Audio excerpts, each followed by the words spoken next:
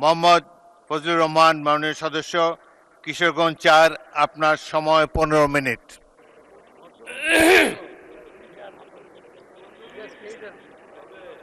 মাননীয় স্পিকার, আপনাকে অসংখ্য ধন্যবাদ। আমি বক্তব্য দিতে ওঠার আগেই আপনি বিশেষ কারণে আমাকে বসিয়ে দিলেন, যৌক্তিক কারণে। কিন্তু এরপরেই হাউস যা হলো, এখন আমার বক্তব্য কি হবে আমি বুঝতে পারছি না, কারণ আমার মনটা খুব ভালো নেই। মাননীয় স্পিকার, আমার গলাটাও ভালো না, কারণ গতকাল সারা রাত আমি ঘুমাতে পারিনি। হাওর অঞ্চলে যে বৃষ্টি হচ্ছে, যে শিলাবৃষ্টি হচ্ছে, হাওর অঞ্চলের সমস্ত ফসল তলিয়ে যাচ্ছে।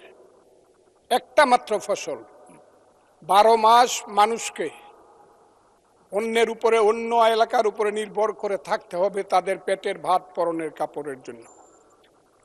আমি এই ব্যাপারে আমাদের নেতা, সংসদ নেতা এবং মাননীয় প্রধানমন্ত্রী সহ সংশ্লিষ্ট সমস্ত মন্ত্রীদের কাছে অনুরোধ করছি, হাওর অঞ্চলকে দয়া করে এবার বাঁচান। এবং প্রথমেই আমি প্রস্তাব করে নিলাম, হাওর অঞ্চলকে সঠিকভাবে বাঁচাতে হলে 35টি জেলা নিয়ে একটি হাওর মন্ত্রণালয় করতে হবে। এবং এই দাবি করে আমি আমার মহামান্য রাষ্ট্রপতির ভাষণের উপরে বক্তব্য শুরু করছি। আমি প্রথমেই শ্রদ্ধা জানাই মহান নেতা, মুক্তিযুদ্ধের ঘোষণাদানকারী, তৎকালীন মেজর, পরবর্তী সময়ের রাষ্ট্রপতি শহীদ প্রেসিডেন্ট জিয়াউর রহমানের প্রতি, আমি শ্রদ্ধা জানাই মহান নেত্রী, দেশনেত্রী বেগম খালেদা জিয়ার প্রতি, যার আহ্বানে এবং যার কারণে আমি আজকে বিএনপি করি। তিনি আজকে নাই, আমি তার আত্মার মাগফিরাত কামনা করি। আমি বক্তব্যের আগেই আমাদের নেতা প্রধানমন্ত্রী জনাব তারেক রহমান, তাকে উদ্দেশ্য করেই বলবো, মর্নিং শোজ দ্য ডে। সকালবেলায় দেখা যায় বিকালটা কেমন যাবে। আমাদের প্রধানমন্ত্রী এই দেশের জন্য, এই দেশের উন্নয়নের জন্য প্রথম থেকেই যে যে কর্মসূচি নিয়ে কাজ করছেন, কালকেও যশোর থেকে উলসি খাল খনন করে তিনি এসেছেন। আমার বিশ্বাস এই দেশের মানুষের দুর্ভাগ্য দূর করে বাংলার পূর্বাকাশে নতুন সূর্য উঠবে বলে আমি বিশ্বাস করি। মাননীয় স্পিকার, রাষ্ট্রপতি ভাষণের উপরে আমার মিক্সড ধারণা আছে। আমার প্রথমেই বলতে হবে, সেই সত্য যা রচিবে তুমি, যা ঘটে তা সত্য নয়, কবি তব মনোভূমির রামের জন্মস্থান, অযোধ্যার চেয়েও সত্য যেন, বাল্মীকির কবিতা। কারণ হলো, মাননীয় রাষ্ট্রপতি যা যা বলেছেন, আমি প্রথমেই বলি 2, 3 এবং 4 নম্বর প্যারা। 2 নম্বর প্যারায় মুক্তিযুদ্ধকে উনি যেভাবে বলেছেন সঠিক বলেছেন, কিন্তু আরো বিস্তারিত হলে আমাদের প্রধানমন্ত্রী যেমন বলেন যে মুক্তিযুদ্ধকে মহিয়ান করতে হবে, মুক্তিযুদ্ধ আরো মহিমান্বিত হতো আরেকটু ইলাবোরেট করে লেখলে। কারণ মুক্তিযুদ্ধের ইতিহাস মহাসমুদ্রের চেয়েও গভীর ইতিহাস। আমি আজকে আপনার কাছে বলবো 3, 4 প্যারায় মুক্তিযোদ্ধাকে যেভাবে 5ই আগস্টের সঙ্গে যোদ্ধাদের সঙ্গে তুলনা করা হয়েছে, 5ই আগস্টের যোদ্ধাদেরকে আমি ছোট করে দেখি না।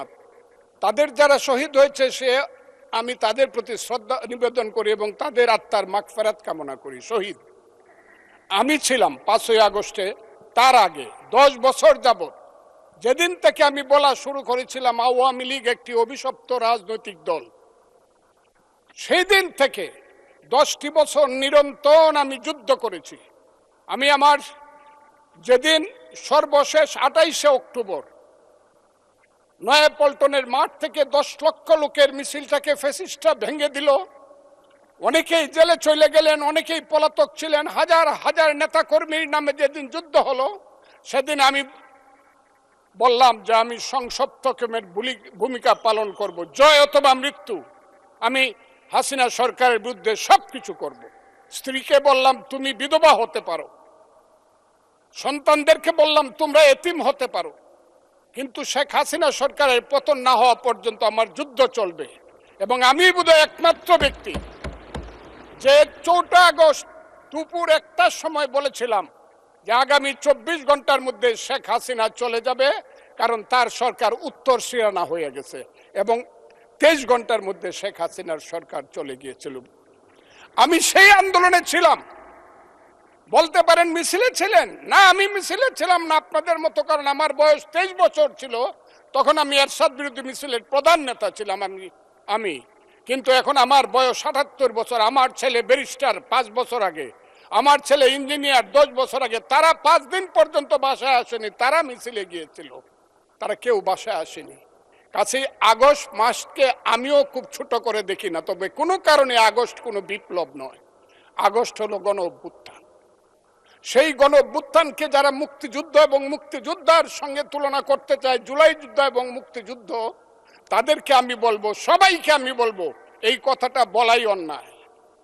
কারণ মুক্তিযুদ্ধ প্রশান্ত মহাসাগরের সঙ্গে ডুবার তুলনা করা যেমন, হিমালয় পর্বতের সঙ্গে টিলার তুলনা করা যেমন, মুক্তিযুদ্ধের সঙ্গে 5ই আগস্টের তুলনা করা ঠিক তেমনি। আমি আজকে খুব পরিষ্কারভাবে বলতে চাই, মুক্তিযুদ্ধ এবং স্বাধীনতা সংগ্রাম একদিনে বাঙালি জাতির হয় নাই।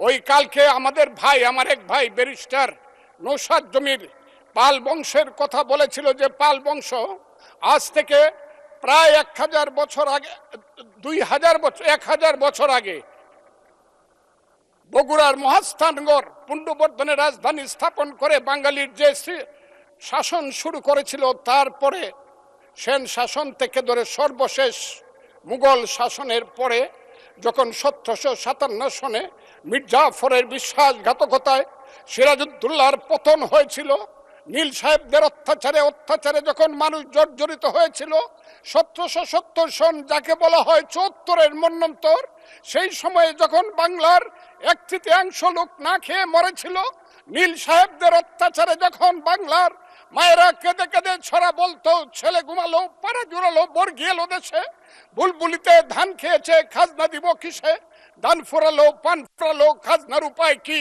আর কটা দিন সবুর করো রসুন বুনেছি। সেই যে ব্রিটিশের বিরুদ্ধে যুদ্ধে বাংলার মানুষ প্রথম নেতৃত্ব দিয়েছিল, সেই নেতৃত্বের মাধ্যমেই আমরা দেশ স্বাধীন করেছিলাম। আমি আজকে আপনাদেরকে বলি, 2005 সন থেকে ধরে 8 সনে ক্ষুদিরাম মের ফাঁসি, যে ফাঁসিতে গান হয় বাংলায় আজও একবার বিদায় দেমা ঘুরে আসি, সেই প্রফুল্ল চাকির ফাঁসি, এই যে যুদ্ধ, তারপরে চিত্তরঞ্জন দাস, এরপরে 190 বছর পরে একজন বাঙালি মুসলমানের সন্তান, বাড়ি তার বরিশাল, সিরাজউদ্দৌলার পরে প্রথম বাংলার সিংহাসনে বসলো। ওই দিন দেখলাম 2 জন মন্ত্রী সাহেব বললেন উনি মুখ্যমন্ত্রী। নো, 1937 সনে যখন শেরে বাংলার সিংহাসনে বসেছিলেন, তখন উনি প্রধানমন্ত্রী ছিলেন। সেই শেরে বাংলা ফজলুল হক, হুসেন শহীদ সোহরাওয়ার্দী, দেশ থেকে দেশান্তরে গিয়ে সুভাষ বোস, মৌলানা আব্দুল হামিদ খান ভাসানী, বঙ্গবন্ধু শেখ মুজিবুরেরা বাংলাদেশের স্বাধীনতা সংগ্রামের ভিত্তি স্থাপন করেছিল। সেই ভিত্তির উপরে দাঁড়িয়েই 1971 সনে আমাদের নেতা সেই শহীদ জিয়াউর রহমান বলেছিলেন প্রথম নিজের নামে, I Shaheed Zia, I major Zia do hereby declare the independence of Bangladesh, প্রথম নিজের নামে, পরে বঙ্গবন্ধুর নামে। আমি আজকে আপনাদের কাছে বলতে চাই, মুক্তিযুদ্ধ এত সহজ জিনিস না। আপনি যে এখানে বসে আছেন, আপনি যে সালুটি করে যুদ্ধ করেছিলেন 4 দিন, কত লোক মারা গিয়েছে, কত সন্তান শহীদ হয়েছে, একটা বন্দুকের আওয়াজ, একটা কামানের আওয়াজ সিলেটে হয়েছে, আর আমি ময়মনসিংহে বসে সেই আওয়াজটি শুনেছি। আখাউড়াতে সেই নদীতে যে যুদ্ধ হয়েছে, যে যুদ্ধে নেতৃত্ব দিয়েছে খালেদ মুশাররফ, হায়দারেরা, সেই শব্দ আমার বাড়ি থেকে 100 কিলোমিটার দূরে সেই শব্দ আমি শুনেছি। ওই যে ধানুয়া কামালপুরে কর্নেল তাহেররা যুদ্ধ করেছে, সেই যুদ্ধের সংবাদ শব্দ আমি কিশোরগঞ্জ থেকে শুনেছি। 11টা সেক্টর ছিল। 1 নম্বর সেক্টর কমান্ডার জিয়াউর রহমান, 2 নম্বর খালেদ মোশাররফ। জিয়াউর রহমান যখন ব্রিগেড কমান্ডার হলেন তখন কমান্ডার হলেন সেইখানে। ওই ফেনীর যুদ্ধ, জাফর ইমামদের আজকে যাই করুক তারা, বিলুনিয়ার যুদ্ধ তো আমরা বলবো না। 2 নম্বর সেক্টর কমান্ডার খালেদ মোশাররফ হায়দার, 3 নম্বর সেক্টর কমান্ডার শফিউল্লাহ, 4 নম্বর সিআর দত্ত, 5 নম্বর মীর শৌকত আলী, 6 নম্বর MK বাশার, 7 নম্বর কাজী নুরুজ্জামান, 8 নম্বর MA মঞ্জুর, 9 নম্বর MA জলিল এবং সর্বশেষ 11 নম্বর হইল কর্নেল তাহের, যার পা চলে গিয়েছিল।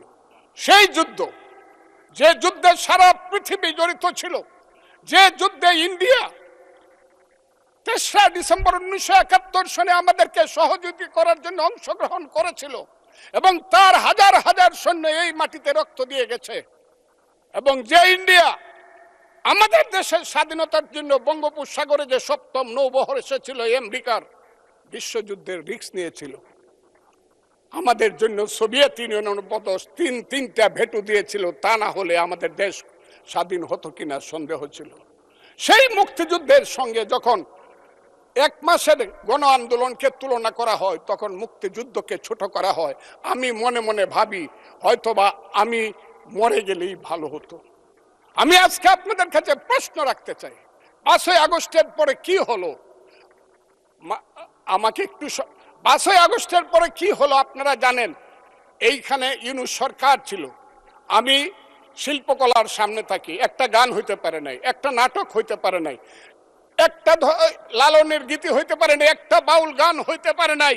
সব কিছু কালো শক্তি ধ্বংস করে দিয়েছিল। তারা বলেছিল কোন মুক্তিযুদ্ধ হয় নাই, 47-এর যুদ্ধ হয়েছে, আর 24-এর যুদ্ধ হয়েছে, আর 71-এ গন্ডগোল হয়েছে।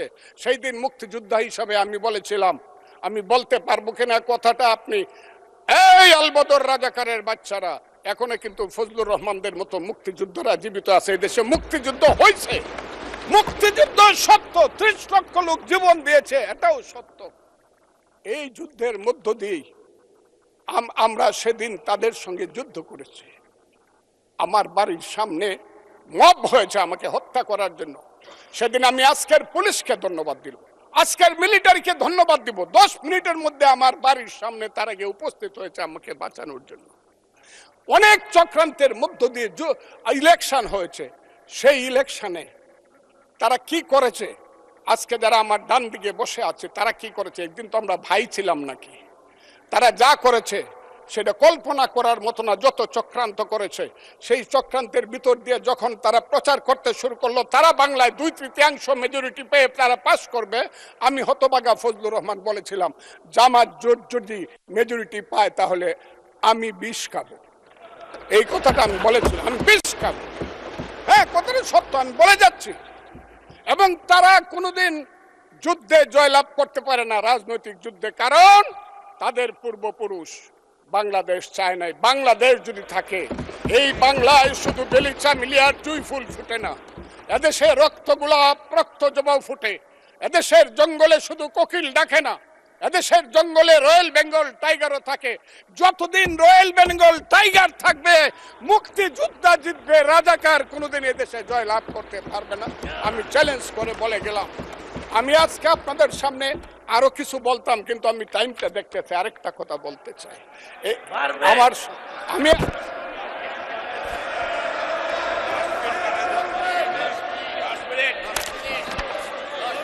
আমাকে 5 মিনিট সময় দেন, আমি শেষ করে ফেলবো।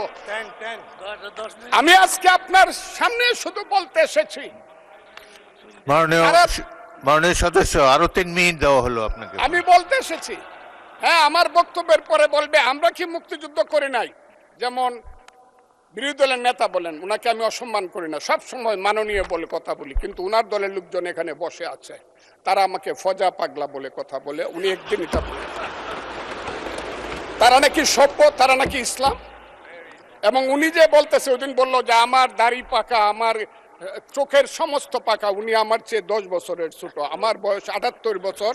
আমি 48 সনে জন্মগ্রহণ করেছি, উনি 58 সনে জন্মগ্রহণ করেছে। কথাটা সত্য না মিথ্যা? মাননীয় সদস্য, আমি ওনাকে আপনাকে কেউ এই ধরনের উক্তি করেছে আপনার সম্বন্ধে? এরকম তো সংসদে কেউ বলে নাই তো না এরকম। বলছি করেছে, আপনি কেন করেছে। নিজের টেনে করেছে বলেন, please। আছে এখানে এখানে উপস্থিত। আমি আজকে আপনাকে বলতে চাই, বলতে থাকেন, আপনি বলতে থাকেন।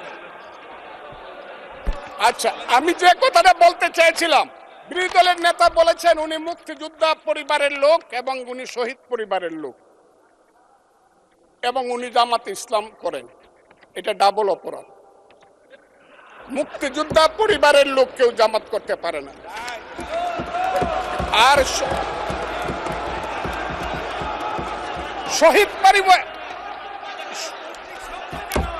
শহীদ পরিবারের লোক, শহীদ পরিবার, মাননীয় সদস্যবৃন্দ, ওনাকে বলতে দেন।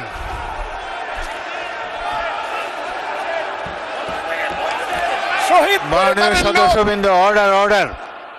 শহীদ আপনারা পরিবারের শৃঙ্খলা লোক, রক্ষা করুন। কেউ জামাত মাননীয় করতে- সদস্যবৃন্দ, সংসদে শৃঙ্খলা রক্ষা করুন। মাননীয় শহীদ সদস্য পরিবারের ফজলুর লোক, রহমান, আমি ঠিক আপনি আছে, শেষ করুন। ওনারা কষ্ট পাইতেছেন তো। বক্তব্য শেষ করুন। আমি আবারও বলে রাখলাম, শহীদ পরিবারের লোক তো জামাত করতেই পারে না, আর জামাত করলে ডাবল অপরাধ করতেছে। 2, তাহলে স্বীকার,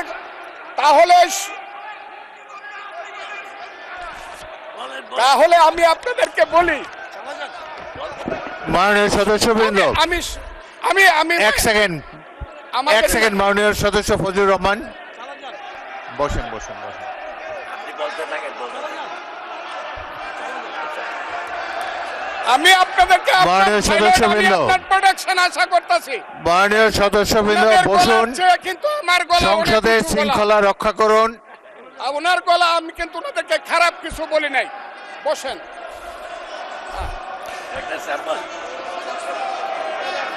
মাননীয় সদস্য ফজলুর রহমান, মাননীয় সদস্য ফজলুর রহমান, আপনি একটু অপেক্ষা করুন। আপনি বলতে থাকেন না। মাননীয় সদস্যবৃন্দ, আমি কাজী আজকে নজরুল ইসলাম, আপনাদেরকে প্লিজ সিট জিজ্ঞাসা ডাউন, করি, প্লিজ সিট ডাউন, আমি বলছি my please lord, sit down. এই যে দেখেন তারা কি বসেন, বসেন। ধরনের- তারা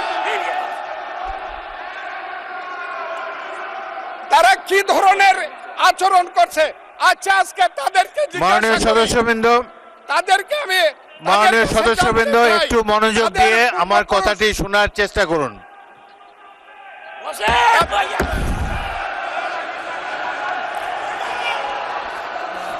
মাননীয় সদস্যবৃন্দ, কাজী নজরুল ইসলাম, বসুন আমি আজকে এই বসুন বসুন। এই কথাটা স্পিকারের বলতে কথা বাধ্য শোনার হচ্ছি। চেষ্টা করুন।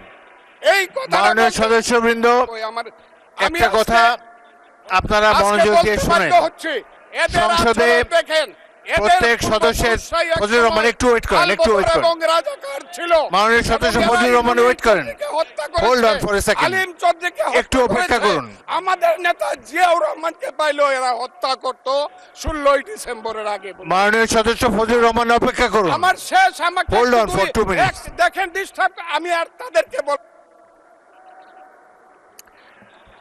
মাননীয় সদস্যবৃন্দ, এটি বাংলাদেশের জাতীয় সংসদ। এখানে প্রত্যেকেই নির্বাচিত হয়ে এসেছেন। প্রত্যেকেরই এখানে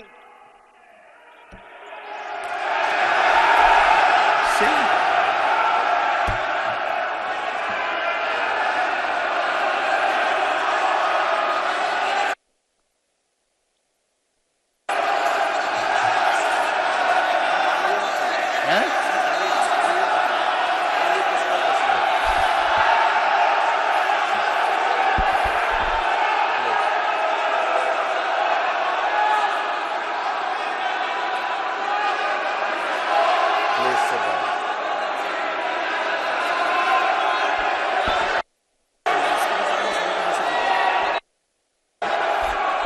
মাননীয় সদস্যবৃন্দ, দয়া করে বসুন।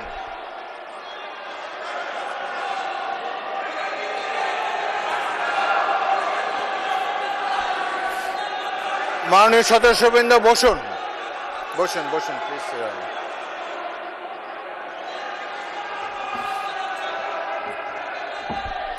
বসুন মাননীয় সদস্যবৃন্দ, বসুন বসুন বসুন।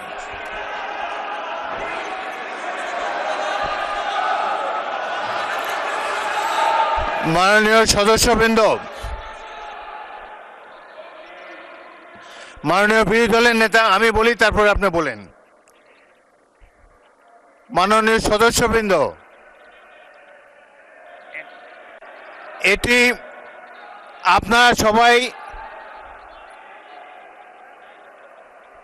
মাননীয় সদস্য ফজলুর রহমান আপনি বসেন, বসুন, আপনি বসুন, আপনার সুযোগ দেওয়া হবে বক্তব্য শেষ করার জন্যে।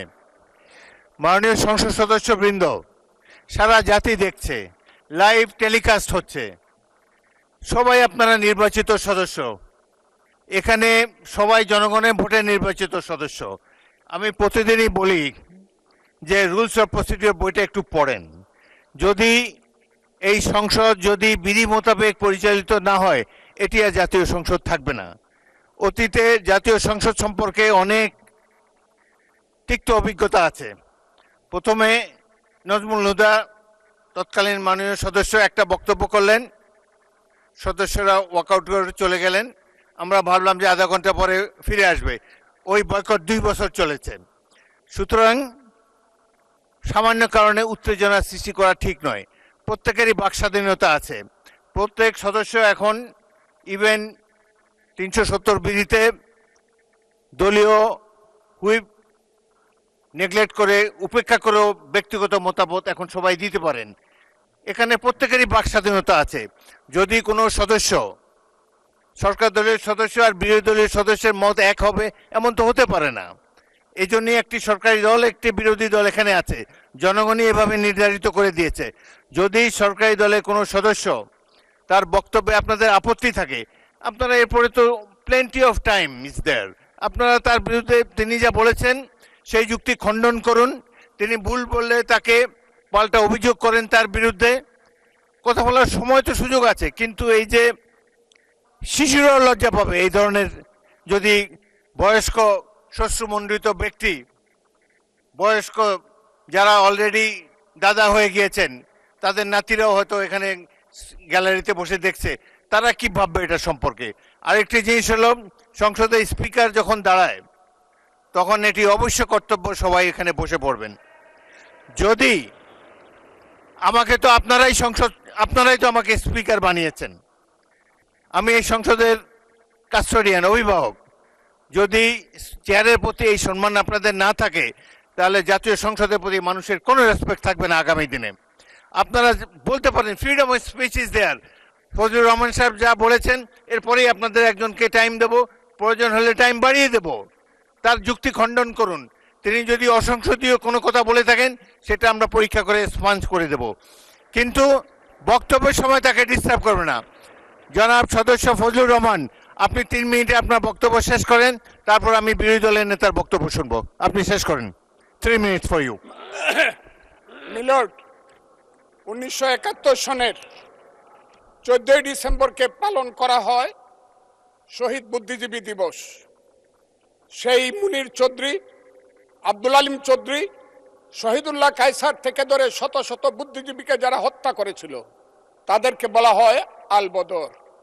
এবং সেই আলবদর বাহিনী কার ছিল আপনারা জানেন। আমি খুব দুর্ভাগ্য, প্রথম দিন কিন্তু মাননীয় স্পিকার আপনি জানেন এইখানে কোনো বাতি ছিল না, আমি কিছু শুনতে পারি নাই। এই হাউজে প্রস্তাব হয়েছে তাদের ব্যাপারও শোক প্রস্তাব হয়েছে। আমি একা হইলেও এটা প্রতিবাদ করতাম, কিন্তু যেহেতু আমার দল এটা করছে আমি চুপ করেছিলাম। আমি কথাটা খুব ক্লিয়ার।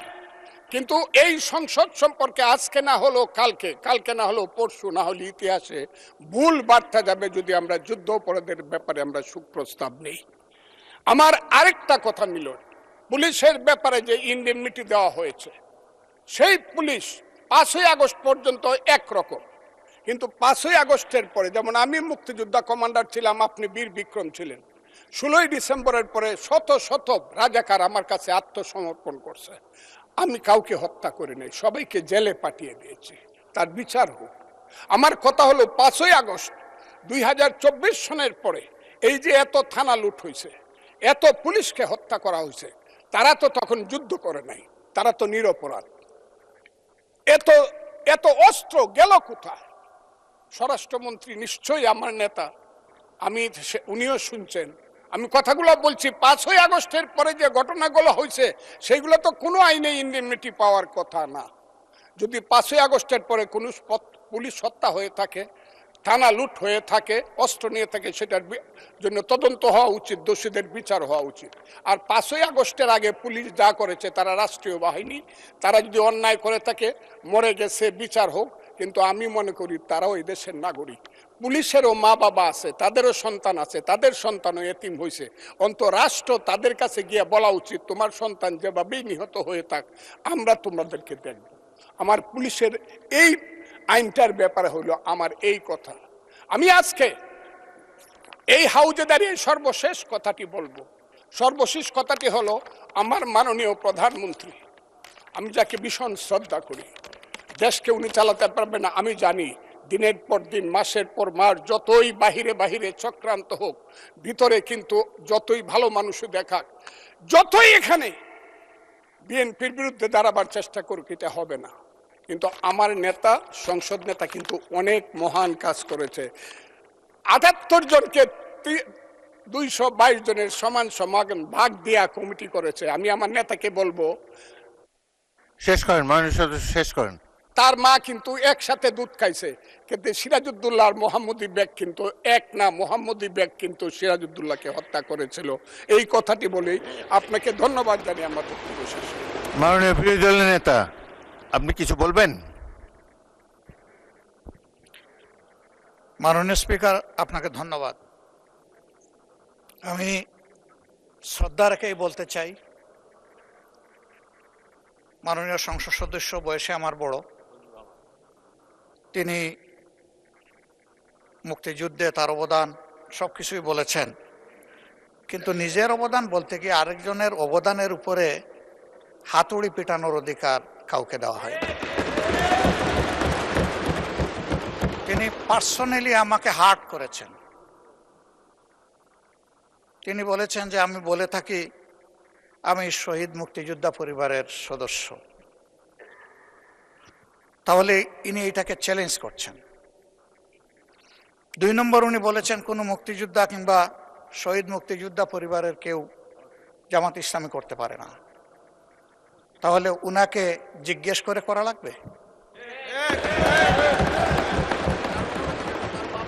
এটি আমার নাগরিক অধিকার। আমি কোন দল করব, কোন আদর্শ আমি অনুসরণ করব, এর উপর হস্তক্ষেপ করার ন্যূনতম কোনো অধিকার রাষ্ট্র কিংবা সংবিধান কাউকে দেয়নি। আমি এটার তীব্র নিন্দা জানাই। আমার আইডেন্টিটি নিয়ে প্রশ্ন করা হয়েছে, এটা গুরুতর অপরাধ করেছেন উনি। আবার আমার আদর্শ সিলেকশনের ব্যাপারে উনি কথা বলেছেন, এটা বাড়তি অপরাধ করেছেন। আমি অনুরোধ করব মাননীয় স্পিকার, তার এই অসংসদীয় অংশটা এখান থেকে যেন এক্সপাঞ্জ করা হয়। শেষে গিয়ে উনি, আমরা খোলা মনে এই সংসদকে ফাংশনিং করার জন্য, বর্তমান জ্বালানি অব্যবস্থাপনা সংকট যেটাই বলি, সেইটার ক্ষেত্রে আমরা এগিয়ে এসেছিলাম, খোলা মনে কথা বলেছি, নোটিশ নিয়ে আলোচনা হয়েছে, এবং পরের দিন এসে মাননীয় প্রধানমন্ত্রী একটা প্রস্তাব দিয়েছেন, আমরা সাথে সাথে এটা গ্রহণ করেছি। তিনি এইটাকে শেষ পর্যন্ত কনক্লুশন টানলেন কি দিয়ে? হ্যাঁ, যার মগজ যেরকম তার কনক্লুশন হবে সেটা।